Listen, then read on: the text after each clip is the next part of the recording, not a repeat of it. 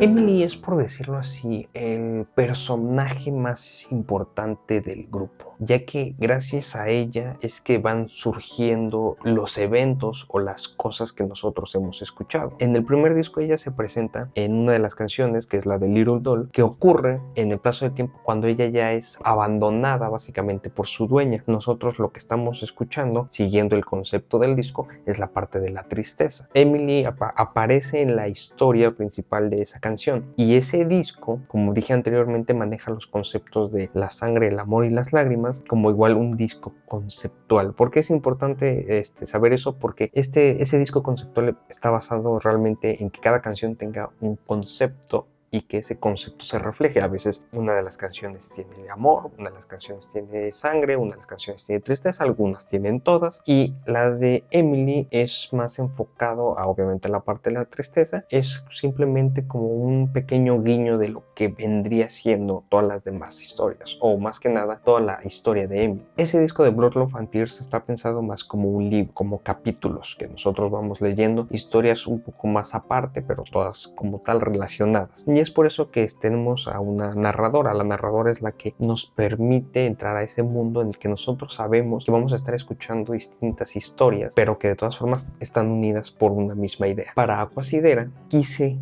tomar aspectos que yo caracterizo mucho a Emily y renovarlos. Tenía que cambiar el modo en que se veía. Ya no era como tal una bailarina, ya no la percibía de ese modo. Mi opción fue buscar inspiración en muchos medios. Tanto podría ser en novelas, o tanto podría ser en cualquier medio audiovisual que me ayudara a crear un estilo un poco más único para Emily. Obviamente, al pensar en los estilos de Emily, no me quería alejar directamente de lo que ella es, que es un reflejo de una bailarina. El primer lugar en el que decidí buscar fueron los ballet. Muchos ballet, pero obviamente uno de los principales fue de los más conocidos, que es realmente el Cascanueces. Obviamente al hacer este tipo de investigación es indudable que te vas a topar cosas que tienen muchas similitudes con tu proyecto. Tienen ciertas ideas que tú ya habías tomado o que habías checado. Entonces, mientras hacía esta investigación para escoger como una nueva imagen, me topé con el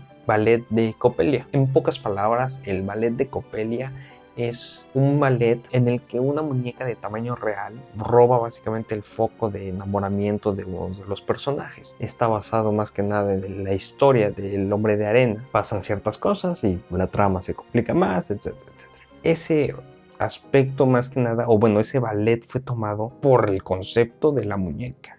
Una muñeca en tamaño real. Lo que a mí me llamó obviamente la atención fue la parte de muñeca. Ya teníamos dos ballet, que fue el Cascanueces y que es ahorita Coppelia. Pero obviamente investigando, siguiendo, encontré otro ballet que se llama The Haunted Ballroom. Específicamente la imagen que me llamó la atención fue de Alicia Markova. Ese estilo de vestido, ese vestuario, fue algo que me llamó mucho la atención. Cabe recalcar que estos últimos dos ballets están más cercanos a lo que yo quiero del estilo gótico para Emily. Tal vez Coppelia en su versión de obra de teatro no representa tanto esa parte gótica, pero como estaba inspirada en la historia corta del hombre de arena, esa historia corta sí está más arraigada a lo que es el estilo gótico que también quise representar, y The Haunted Ballroom también cae en esa categoría. Debido a este modo, Emily empezó a tener una transformación, y gracias a estos tres, vamos a decir, estos tres ballet, esos tres vestuarios de ballet más que nada, fue que llegué a una combinación de cosas que no solamente siento yo que se le ven bien a Emily, pero que también reflejan esta combinación del estilo gótico y un estilo directamente acorde a la muñeca y con su mundo, con su idea.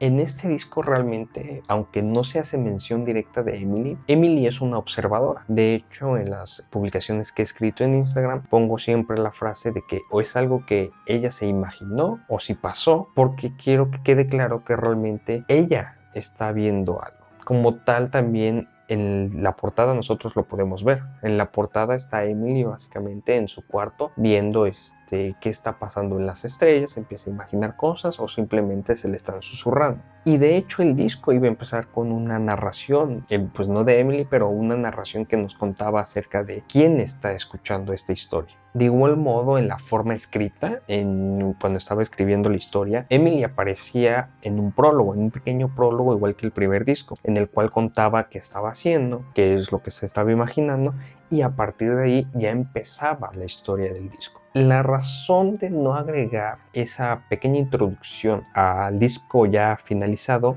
fue más que nada porque quería mantener un poco limpio esa idea de que es una historia dentro de una historia y que es completamente aparte. Aunque sí es cierto que Emily está viendo esa historia que pasa a través de sus ojos, nosotros estamos viendo a través de lo que ve Emily, quería mantener como esa parte limpia, ese inicio completo en el que pues no tengamos una distracción y que solamente nos dejemos llevar en cómo va empezando la historia. De hecho, la primera canción está pensada como el nacimiento de las estrellas, como el nacimiento del universo, pero eso hablaremos más a detalle más adelante. Podríamos decir que Aqua Sidera es una historia enmarcada dentro de la historia principal de Emily y que a final de cuentas esa historia sí va a tener una cierta correlación con lo que ocurra en un futuro, ¿no? Que de igual modo va a estar Emily incluida.